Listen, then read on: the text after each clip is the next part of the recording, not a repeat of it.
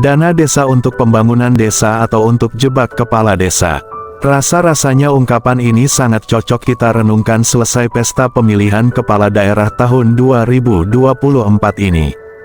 Pesta demokrasi pemilihan kepala daerah tahun 2024 telah sampai di penghujung kontestasi. Kalah menang dalam setiap kompetisi yang sehat itu akan membuat semua orang akan menerima hasil voting dengan lapang dada.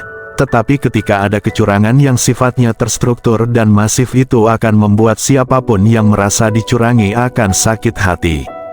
Mungkin sudah lazim bagi yang kalah selalu saja ngotot dan selalu mencari-cari alasan untuk menutupi kelemahannya sekaligus untuk membesarkan hati dalam menghadapi kekalahan. Tetapi dalam kontestasi pesta demokrasi setidak-tidaknya ada rambu-rambu kontestasi yang tertuang dalam Undang-Undang Pilkada sebagai pedoman masing-masing kontestan.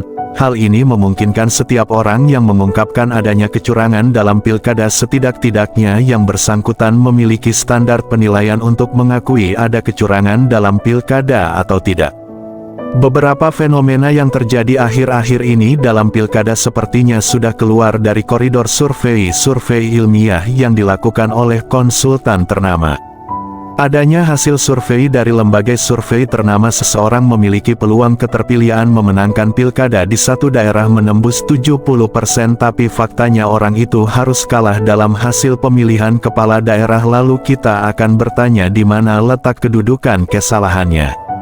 Usut punya usut, memang survei tidak ada yang salah, tapi benang merah peristiwa luar biasa yang telah memporak-porandakan kualitas pesta demokrasi pemilihan kepala daerah tahun 2024 maupun pemilihan presiden tahun 2024 adalah dana desa. Dana desa sepatutnya diperuntukkan untuk mempercepat pembangunan desa, kini secara tidak langsung telah menjadi alat untuk menyandra kepala desa dalam setiap kontestasi pesta demokrasi. Lalu kepala desa yang tidak mengikuti instrumen penguasa pasti akan dipanggil Partai Coklat. Cukup dengan laporan pertanggungjawaban dana desa, kepala desa langsung tersandera. Dinamika ini benar-benar terjadi dalam pilkada di Jawa Tengah dan Provinsi Banten. 2 bulan sebelum perhelatan pesta demokrasi, di tangan koordinator Partai Coklat sudah ada list nama-nama kepala desa yang diduga menyalahgunakan dana desa. Dengan sedikit data itu kepala desa dipanggil lalu diperiksa untuk menjatuhkan mentalnya, kemudian ada negosiasi berapa jumlah suara yang bisa dikondisikan untuk memenangkan calon tertentu. Menurut salah seorang kepala desa di Jawa Tengah, dirinya diberikan jatah siapkan 2.000 pemilih untuk satu desa dengan ancaman kalau tidak tercapai lanjut kasus dana desanya. Hal inilah yang membuat calon tertentu bisa memenangkan pilkada walaupun hasil surveinya sangat kecil. Oleh karena disandra itulah kepala desa siang dan malam bergerak sendiri untuk memenuhi target.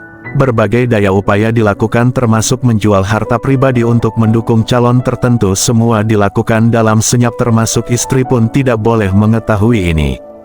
Dan alhamdulillah di kepala desa berhasil mendapat dukungan suara bahkan hampir 30% suara. Jika ini akan terjadi berkelanjutan, maka kualitas demokrasi kita akan terikat pada keinginan kekuasaan dan aparatur keamanan, dan rakyat sebagai pemegang kedaulatan hanya bisa bertahan sampai kapan negeri dipimpin oleh orang-orang munafik, sampai kapan aparat keamanan kita akan ditarik masuk dalam praktek politik praktis. Dan kita akan terus menunggu sampai waktunya tiba.